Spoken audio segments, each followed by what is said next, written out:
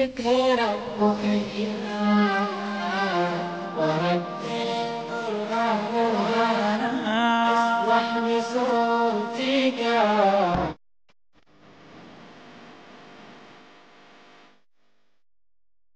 আসসালামু আলাইকুম ওরহমতুল্লাহি বরকাত। আলহামদুলিল্লাহ ওয়াসসালাতু ওয়াসসালামু আলা রাসূলিল্লাহি আম্মা বাদ। মাহে রমজানের এই বরকতময় সময়ে প্রিয় দর্শক, যারা এনটিভির পর্দায় দেখতে পাচ্ছেন, আন্তর্জাতিক এবং বিশ্বজয়ী হাফেজে কোরআনদেরকে নিয়ে এই বিশাল আয়োজন, আপনাদের সবাইকে জানাচ্ছি অনেক অনেক মোবারকবাদ। আপনারা দেখছেন ওয়ালটন স্মার্ট ফ্রিজ নিবেদিত তারকা কণ্ঠে আল কোরআন। আমরা যাকে আমন্ত্রণ জানিয়েছি আজকের পর্বে, তিনি ২০২২ সালে আন্তর্জাতিক হিফজুল কোরআন প্রতিযোগিতা রাশিয়াতে অনুষ্ঠিত হয় এবং সেখানে ৭০টি দেশের প্রতিনিধি উপস্থিত ছিলেন। সেখান থেকে তিনি তৃতীয় স্থান অধিকার করেছিলেন, আলহামদুলিল্লাহ। আর তিনি হচ্ছেন হাফেজ নুরুদ্দিন জায়েদ। আসসালামু আলাইকুম রহমতুল্লাহ। ওয়ালাইকুম আসসালাম ওরহমতুল্লাহি ওয়াবারাকাতুহু। কেমন আছেন আপনি? আলহামদুলিল্লাহ ভালো আছি, আপনি কেমন আছেন? জি, আল্লাহর মেহেরবানি ভালো আছি। নুরুদ্দিন জায়েদ ভাই, আপনি ২০২২ সালে বিশাল সম্মান নিয়ে এসছেন বাংলাদেশের জন্য এবং রাশিয়ার মাটিতে আপনি পবিত্র কোরআনুল কারীমের তিলাওয়াত করেছেন। হিফজুল কোরআন প্রতিযোগিতায় আপনি তৃতীয় স্থান অধিকার করেছিলেন। জি, আপনি একটু পুরো বিষয়টি আমাদেরকে বলবেন? বাংলাদেশ ইসলামিক ফাউন্ডেশনের মাধ্যমে আমাদের দেশে প্রতি বছরের ন্যায় ২০২২ সালেও কম্পিটিশনটি হয়েছিল। তো ওইখানে ২০২২ সালে প্রথম আসছিল রাশিয়া কোরআন কম্পিটিশন। আচ্ছা, তো ওই বছরে আল্লাহ পাক আমাকে মনোনীত করেছেন বাংলাদেশের পক্ষ থেকে। তো আমি ইসলামিক ফাউন্ডেশনের মাধ্যমে ২০২২ সালে রাশিয়া আন্তর্জাতিক কোরআন কম্পিটিশনে গিয়েছিলাম আচ্ছা, এবং আল্লাহ তাআলা আমাকে সম্মানিত করেছেন। সেখানে আমি থার্ড প্রাইজ পেয়েছি আর কি। আচ্ছা, মাশাআল্লাহ। আপনি এখন বর্তমানে কি করছেন বা আপনার আমি বর্তমান অবস্থা কি? ঢাকায় তামিল মিল্লাত কামিল মাদ্রাসা থেকে অনার্স ফার্স্ট ইয়ারে ইসলামিক হিস্ট্রি নিয়ে পড়াশোনা করছি আর কি। আচ্ছা, ইসলামের ইতিহাস নিয়ে পড়াশোনা জি, করছেন, মাশাআল্লাহ। এর আগে আপনি কোথায় পড়াশোনা করেছেন? আমি হিফজ শেষ করেছি ঢাকা তেজগাঁও রেলুনের মাদ্রাসা। তারপরে আমি হাফেজ আবু তাহের গুলজারি ওস্তাজির কাছ থেকেই ওনার মাধ্যমেই ২০২২ সালে কোরআন কম্পিটিশনে গিয়েছি মুকদ্দমাত কোরআন হিফজ মাদ্রাসা থেকে। আচ্ছা, আচ্ছা, আচ্ছা, ওখানে শোনানো হয়েছে। আমি হিফজ শেষ করেছি ঢাকা তেজগাঁও রেলুনের মাদ্রাসা। মাশাআল্লাহ। অনেক বড় মাদ্রাসা, খুব সুন্দর মাদ্রাসা, আলহামদুলিল্লাহ। আপনার গ্রামের বাড়ি কোথায়? আমার গ্রামের বাড়ি হচ্ছে ফেনী, ফেনী জেলায় অবস্থিত। আচ্ছা, কে কে আছেন আপনার পরিবারে? আমাদের পরিবারে আছেন আমরা 2 ভাই 3 বোন, মা বাবা আছেন। আচ্ছা, আলহামদুলিল্লাহ। রাশিয়ার সেই কম্পিটিশনে আপনি কয়টি প্রশ্নের সম্মুখীন হয়েছিলেন? 5টি। 5টি প্রশ্ন, জি। আলহামদুলিল্লাহ। হাফেজ নুরুদ্দিন জায়েদ রাশিয়াতে ৭০টি দেশের মধ্যে হিফজুল কোরআন প্রতিযোগিতায় তৃতীয় স্থান অধিকার করেছিলেন। নুরুদ্দিন জায়েদ, তাহলে আমরা দেরি না করি, আমরা আপনার কাছ থেকে একটু তিলাওয়াত শুনি ইনশাআল্লাহ। أعوذ بالله من الشيطان الرجيم.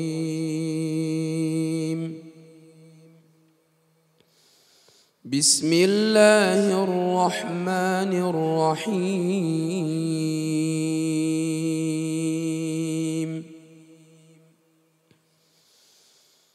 ألم تعلم أن الله يعلم ما في السماء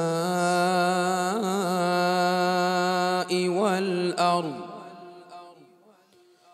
إن ذلك في كتاب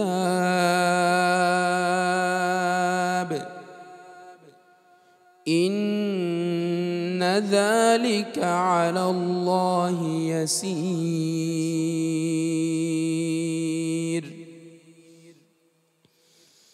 ويعبدون من دون دون الله ما لم ينزل به سلطانا وما ليس لهم به علم وما للظالمين من نصير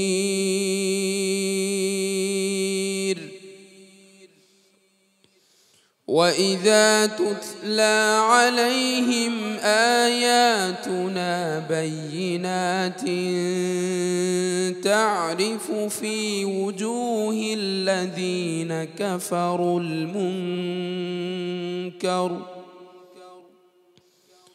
يكادون يسطون بالذين يتلون عليهم آياتنا قل أفأنبئكم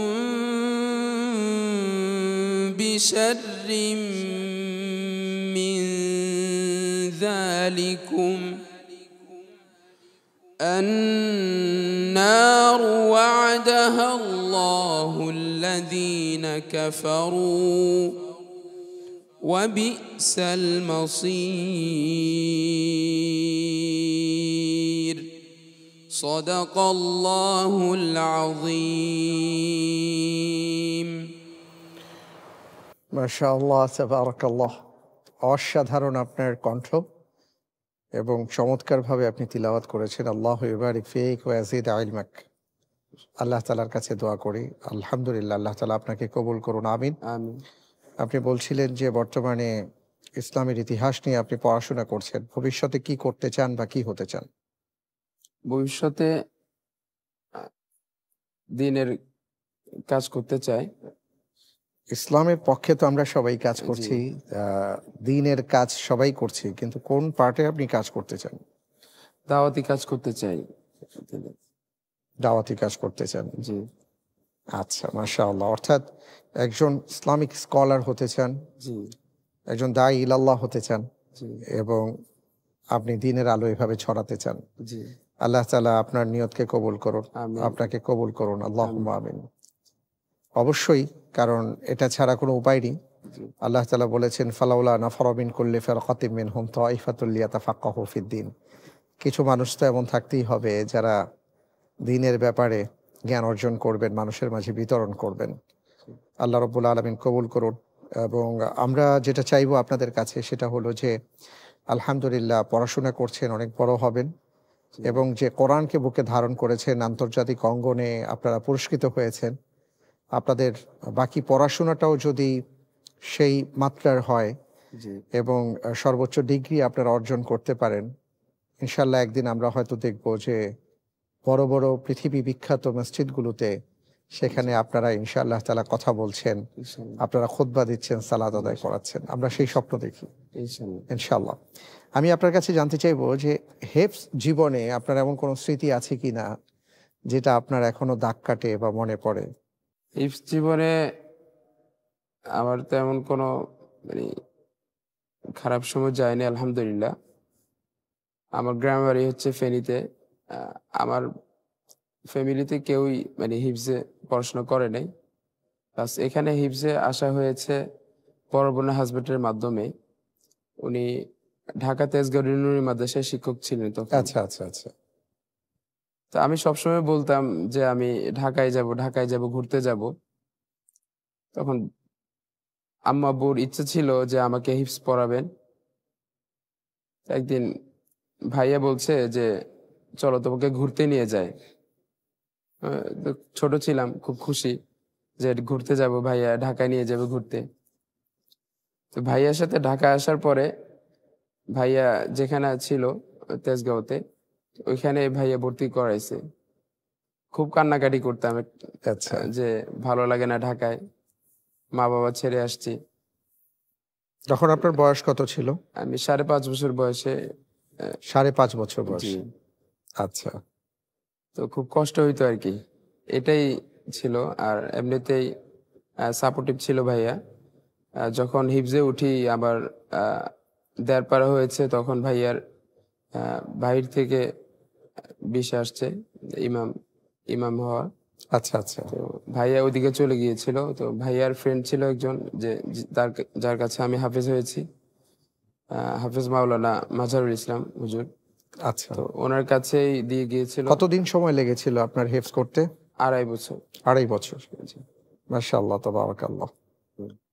আপনার সাথে কথা বলতে গিয়ে আমার মনে পড়লো যে আমার হেফজ জীবনে আম একটা ঘটনা ছিল এমন যে, আমার বাবা যখনই আসতেন আর কি, তিনি তটস্থ থাকতেন একটা বিষয়ে, যে গড়ে আমার প্রায় হয় জুতো হারিয়ে যেত অথবা টিফিন ক্যারিয়ার হারিয়ে যেত।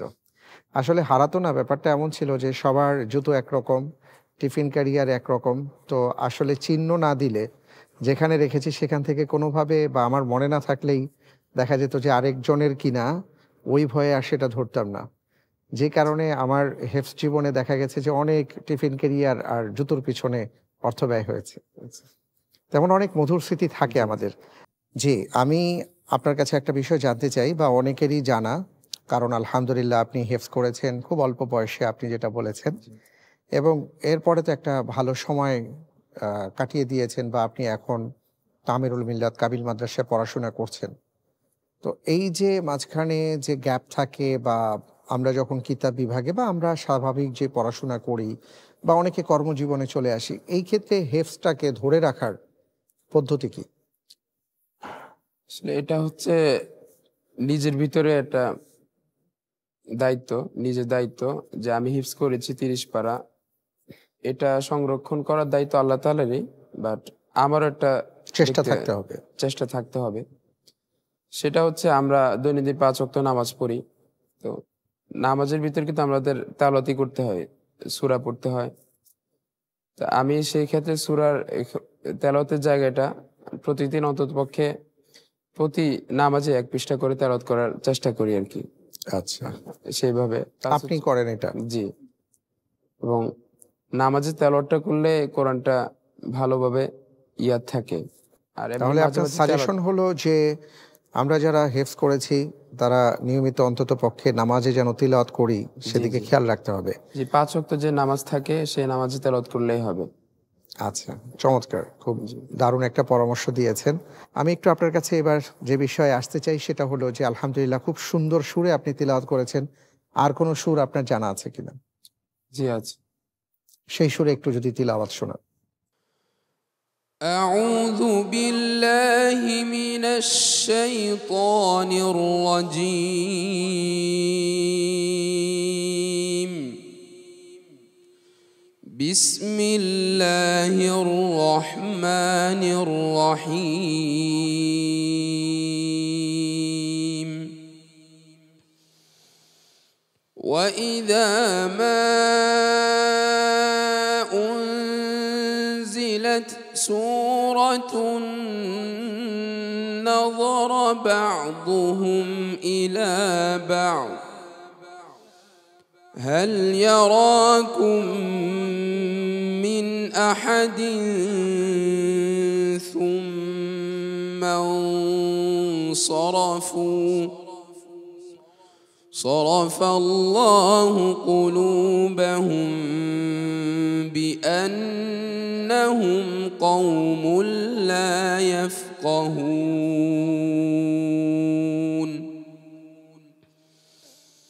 لقد جاءكم رسول من أنفسكم عزيز عليه ما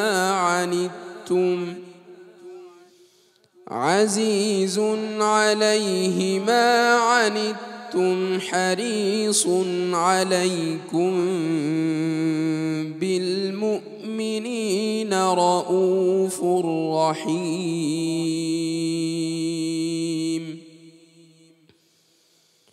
فإن تولوا فقل حسبي الله لا إله إلا هو عليه توكلت وهو رب العرش العظيم. صدق الله العظيم. মাশাআল্লাহ, তাবারাকাল্লাহ, অসাধারণ। আপনি তারাবির সালাত তো পড়াচ্ছেন? জি জি। আলহামদুলিল্লাহ। এটা কত বছর বয়স থেকে আপনি তারাবির সালাতের ইমামতি করছেন? তারাবির সালাতের ইমামতি করছি 12 বছর বয়স থেকে। 2012 সাল থেকেই পড়াচ্ছি আলহামদুলিল্লাহ। মাশাআল্লাহ, তাবারাকাল্লাহ। অনেকেই আমরা মনে করি যে একজন হাফেজে কোরআন তিনি আসলে শুধুমাত্রই তার এই গণ্ডিতেই তিনি থাকবেন, এর বাইরে যেতে পারবেন না। এই ক্ষেত্রে আপনি কি মনে করেন? অবশ্যই এটা ভুল ধারণা। কারণ বর্তমানে বিশ্ব জয় করছে হাফেজরাই। আমরা দেখছি আমাদের দেশে অনেক ইভেন্ট হয়, বাট বিশ্বজয়ের ইভেন্টটা কিন্তু হাফেজরাই ধরে রেখেছে। আমাদের দেশে খেলাধুলা হয়, প্লাস গান বাজনায় সবকিছু হয়, বাট আমরা কোরআনটাকে নিয়ে যেভাবে বাংলাদেশকে বিশ্বের মাঝে তুলে ধরেছি, এটা হয়তো আর কোনো ইভেন্টে হয় না। তো আলহামদুলিল্লাহ, খুবই ভালো লাগলো যে আপনার সাথে চমৎকার একটি সময় কাটলো এবং রমজানকে কেন্দ্র করে আমরা আপনাদের মতন ব্যক্তিদের সান্নিধ্য পেলাম। আমরা আপনার জন্য দোয়া করি, আল্লাহ তাআলা আপনাকে বড় দাঈ ইলাল্লাহ হিসাবে কবুল করুন আমিন এবং দ্বীনের খেদমত আপনার মাধ্যমে যেন আল্লাহ তাআলা নেন, আমরা আমিন সেই দোয়া করছি। আমিন। জি আর আরেকটা কথা বলে আমরা শেষ করব, সেটা হলো যে যারা হাফেজ হতে চান বা হাফেজে কোরআনের মা বাবা যারা দেখছেন, তাদের উদ্দেশ্যে আপনার কোনো নসিহা আছে কিনা? যারা ছেলে মেয়েদেরকে হাফেজে কোরআন বানাতে চায়, অবশ্যই তাদের অনেক বড় একটা জার্নি ফেস করতে হয়, কঠিন সময়। কারণ আমরা দেখেছি যারা দ্বীনের লাইনে আসতে চায় তাদেরকে শয়তানে ধোঁকা দেয় অর্থাৎ ম্যাক্সিমাম। বিশাল একটা স্যাক্রিফাইস লাইফ তাদেরকে লিভ করতে হবে। জি জি, অবশ্যই। হিপস করার সময় অনেক সমস্যাই আসে। আমাদের সাথে দেখেছি যে 20 পারা, 21 পারা, 25 পারা পরেও অনেকে চলে যায়।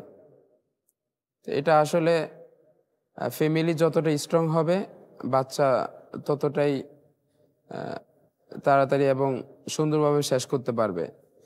ফ্যামিলি যদি ছেলে মেয়ের উপরে সব কিছুই ছেড়ে দেয়, আমি মনে করি সে হিপস করতে পারবে না। কারণ বাচ্চারা তো অনেক কিছুই চায়। হিপসে থাকাকালীন তো বাচ্চাদের মন উড়ু উড়ু থাকে মোটামুটি। বয়স কম হ্যাঁ, যেহেতু। জি। তারা চায় যে আমি দুই দুই অনেকে 2 পারা পরে চলে যেতে চায়, ভালো লাগে না, কষ্ট লাগে, অনেকেই আছে। বাট এখানে ফ্যামিলির হচ্ছে আমি স্ট্রং থাকবো, আমার ছেলেকে আমি হিপস করাবোই, মানে সর্বোচ্চ চেষ্টায় থাকবে।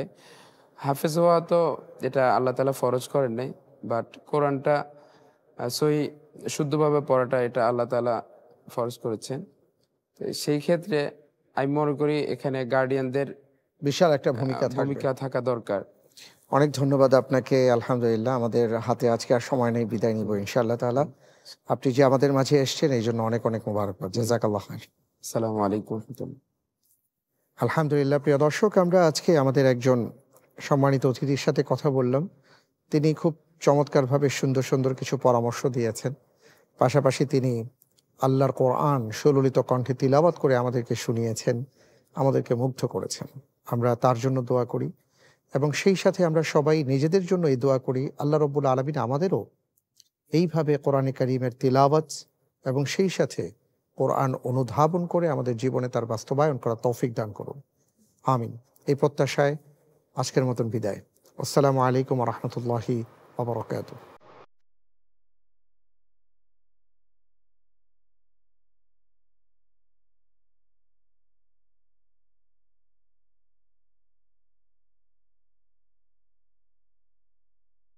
اقرأ وهيئا